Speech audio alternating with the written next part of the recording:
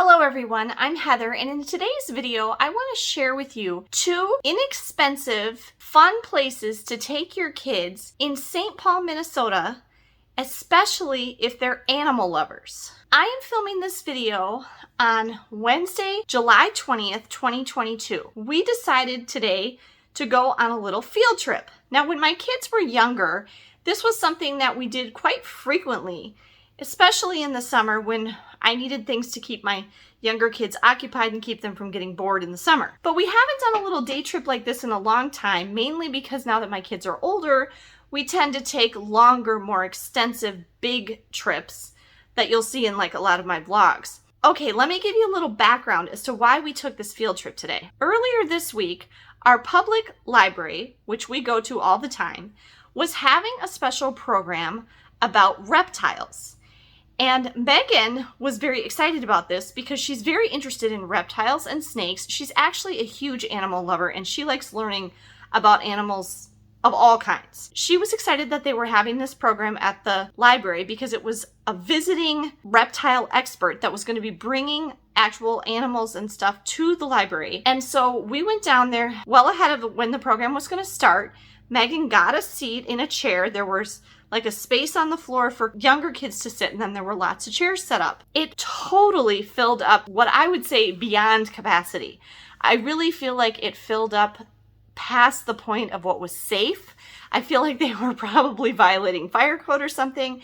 There were so many kids that you couldn't even like walk around anymore. They kept bringing in more chairs. I think they ran out of chairs.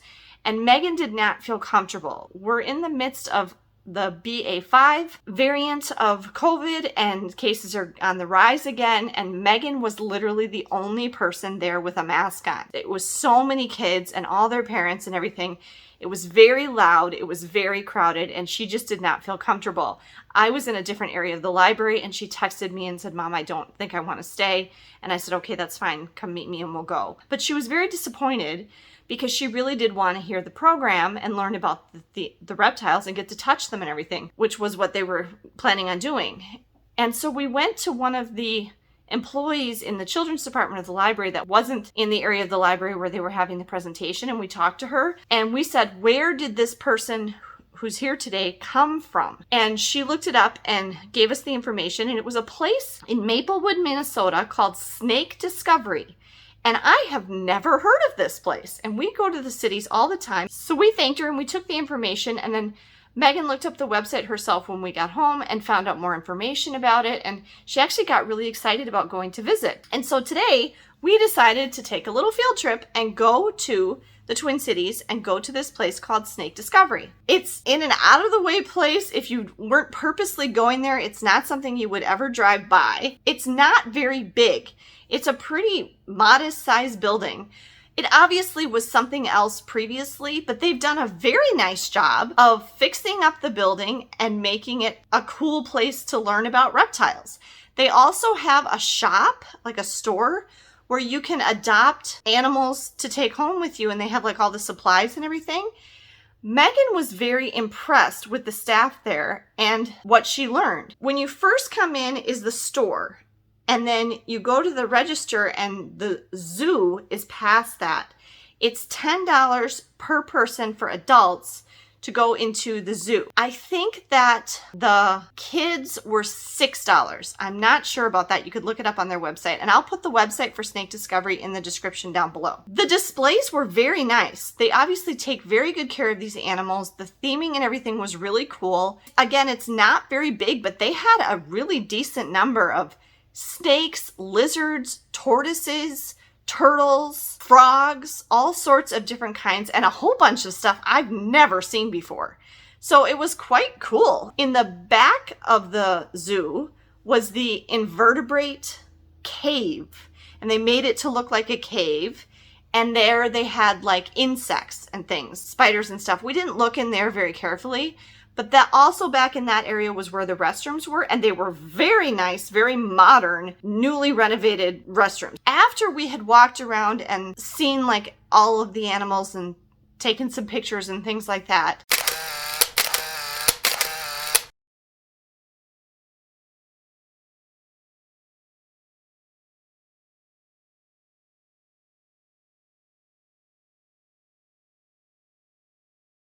It was 1 o'clock, and at 1 o'clock, they have a free tour. Ben wasn't as into it as Megan was, and so Ben and I had seen all the animals, and so we decided to go and wait in the air-conditioned car, because one thing that really surprised me was how busy it was. There were a lot of people there. One thing that Megan noted was that all of the people that were there, the kids, genuinely seemed very interested in reptiles. She said during the tour, they asked very insightful, interesting questions of the guy who gave the tour, whose name was Max. And she was quite pleased with the makeup of the audience, if you will, that was there for the tour, because they really seemed like they were very interested in the reptiles and wanted to learn about them. Whereas the kids that were at the library program really seemed like just anybody and everybody from our town, and lots of littler kids who I'm sure their parents just brought them there for something to do and weren't necessarily genuinely interested in learning about reptiles. The other thing that I thought was pretty cool that I noticed when we went out in the parking lot, both when we got there and when we left again, was how far some people had come. Now, I'm not saying that they had come all the way to Minnesota just to go to snake discovery, but the fact that they had gone out of their way somehow to learn that this place existed when I had never heard of it, and I've lived here all my life. There were cars with license plates from Georgia, Florida, California, far, far away. And so I don't know if they're here on vacation and they just happened to go to this place or what. So before I tell you about what we did after we went to snake discovery, I'm going to have Megan tell you what the tour was like, because she really enjoyed it. Hi, Megan. Okay. Hi, Mom. Can you please tell us, since you were the only one who actually went to it, tell us about the free tour that they gave at Snake Discovery? Okay, so the tour was, Max said it was half an hour, but I think it was closer to 40 or 50 minutes. That makes sense, because you didn't come out for 50 minutes after we went out when the tour started. It was 1:50 when I got in the car. How much time, though, did Max leave for people to touch the animals? He just talked about them while we were touching them. Oh, okay. So it was all integrated together. Yes, it was very smooth. So he started just talking about reptiles in general. It definitely was geared, I think, towards younger people, but there were a few kids closer to my age, very engaged, and even some younger ones too, who were asking a lot of very informed questions. And he started out just describing reptiles in general. It was a question and answer based group discussion, I guess, kind of. Yeah, I heard a little bit about that before we went outside. Just basic stuff like what defines a reptile, what are the 5 types of reptile, and then he took us over to the first enclosure, and basically he just took the animal out of its enclosure and just held it like normal, and we were allowed to touch each animal with 2 fingers. Okay. A few kids actually did put their whole hand on the animal, and he had to tell them to back off and use just 2 fingers. Did he explain why you needed to only use 2 fingers? Yeah, it makes him really nervous. Oh, okay. Like when one of the animals was a frog, a pixie frog, and it was very large because a lot of people started touching that one at once and were putting their whole hands on it because it was so big.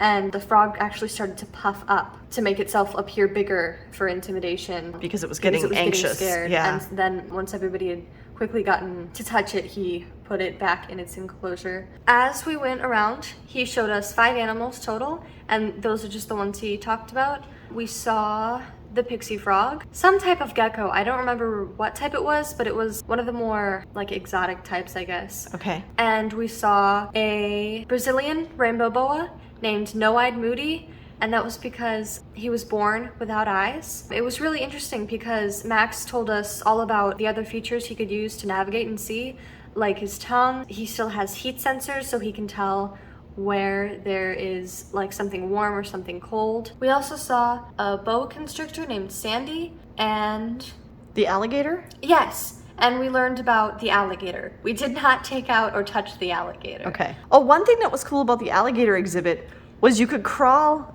Do you want to tell about that? You could crawl through a little tunnel and pop your head up inside the exhibit and also see the enclosure from underwater. Oh, I didn't realize that. That's cool. Yeah, the tunnel went all the way around. The alligator story was really neat. I think a lot of them are rescues, because one snake on its enclosure, it said it was rescued from a house fire. Oh, I saw that, yeah. Yeah, and the alligator was 30 years old. Her name was Rex. But she came to them 3 years ago when she was 27, and she was, even for a full-grown, or not a full-grown, but an adult alligator, she was very, very small and still had her baby stripes.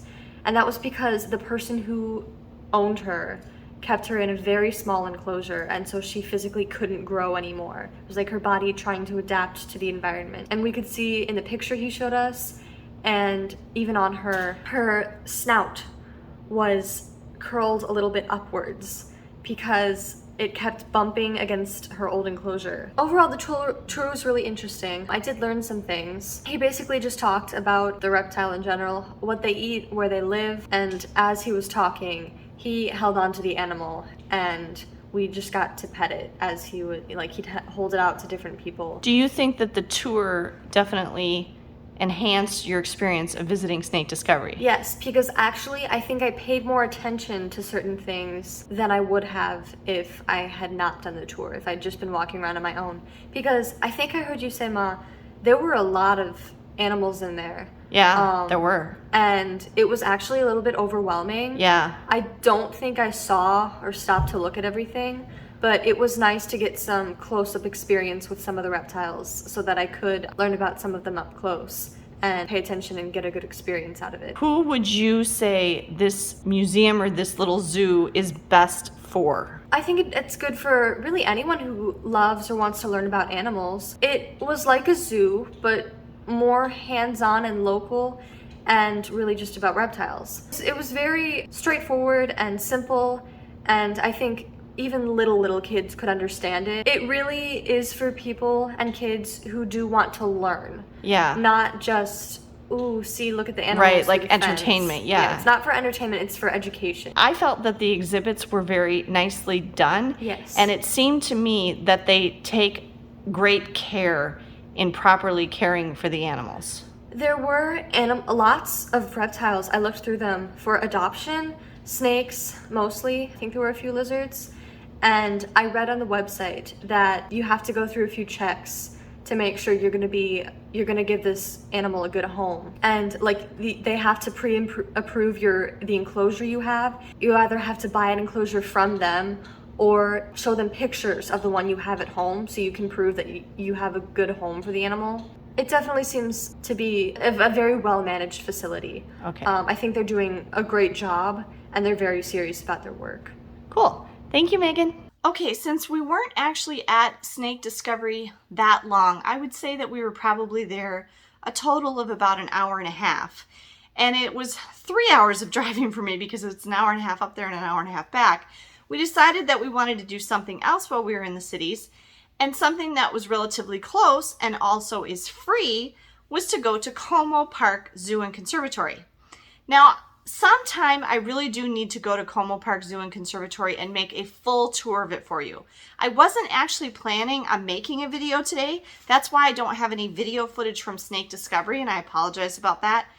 But I did, once we got to Como, decide, you know what, I should take some video here. Como Park is part of the St. Paul Parks and Recreation System. It is a free park.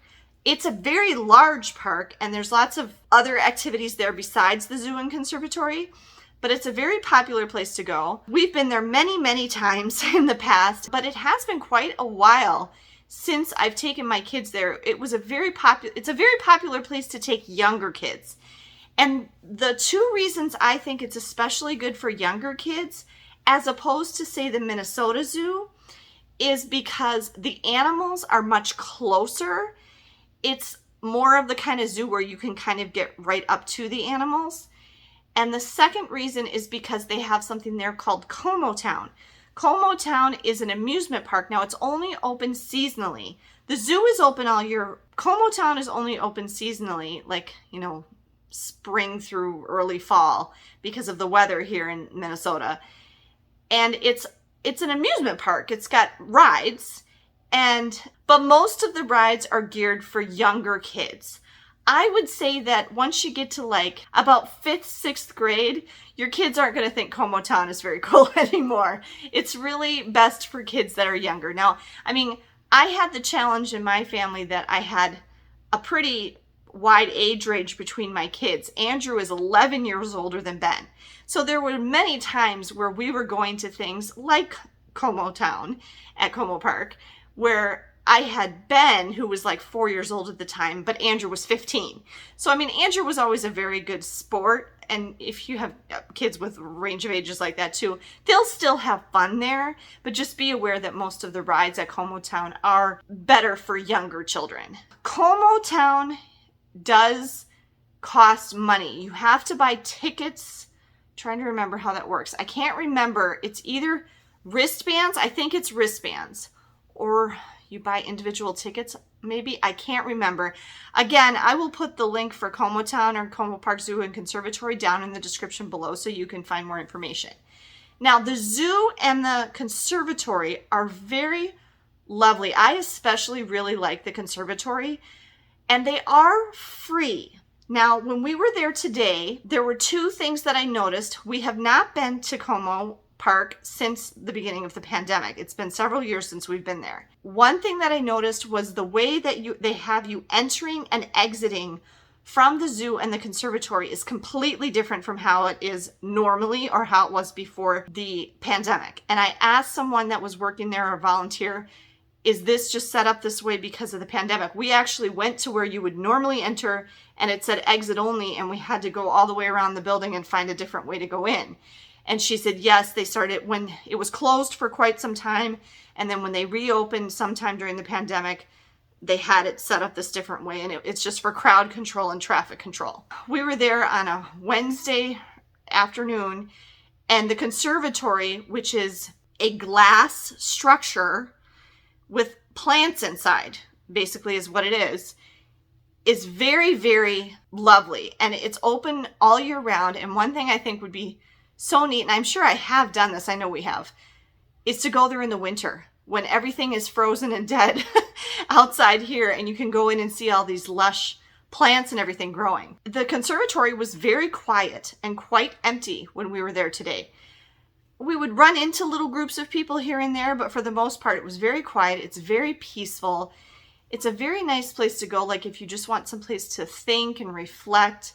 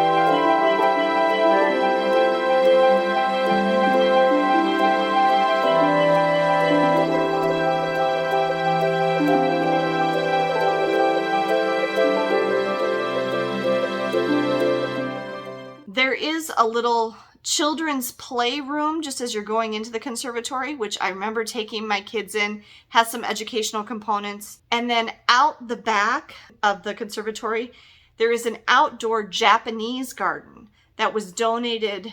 It's a lovely done Japanese garden outside. And that again is only open seasonally.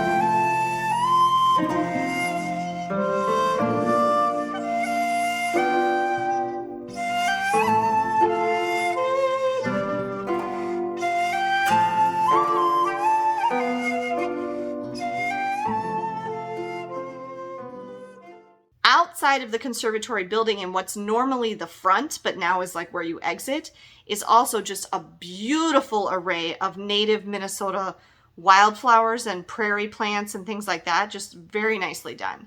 And then in the other part of the building that the conservatory is in is a gift shop that kind of goes along with the zoo. And there's a little cafe that a lot of zoo visitors will eat at. The other thing that I noticed today when we were there that's different since the pandemic is you did have to have a reservation. So when I saw that, I went, uh-oh, because we just showed up. And that never would have been a problem in the past. But they had QR codes like up on the fence everywhere. So I just went up and scanned the QR code. It was not very busy at all. Like I said, this was a Wednesday afternoon. And I was able to get a reservation immediately. So I just had to set up my reservation. 3 people, put in my name and information, name, address, phone number. It gave you the option to donate money, and the suggested donation is $4 for an adult.